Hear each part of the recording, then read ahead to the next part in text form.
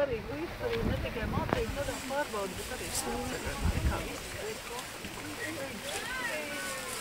Jūs esat droši atļaut man turēt. Cik gadus gājus? Jā.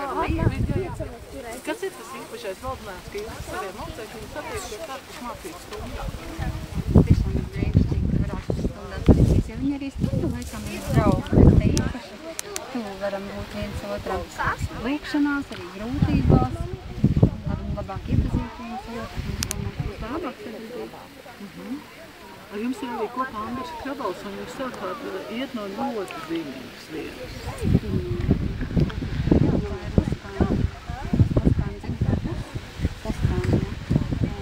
Viņš mums arī stāstīs par to, un tāpēc zīmīgi, bet priekš manis es nezināju šo vietu, kā rīdziņots pirmo reizi šajā vietā. Katrs, kad dodas atceļā, viņam ir tāda īpaša doma, īpaša vēlēšanās. Kas ir tas jūsu noslēpums? Es gribētu, lai mūsu skoliņi vienmēr pastāv mūsu vietas.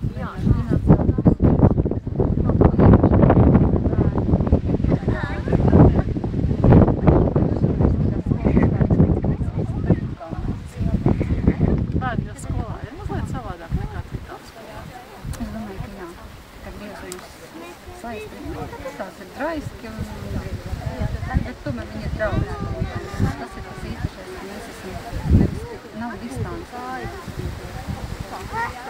Ģimenīti mēs. Kā jūs sauc un ko jūs mācāt? Es esmu Inese Šteine, mācu latviešu valodu un literatūru.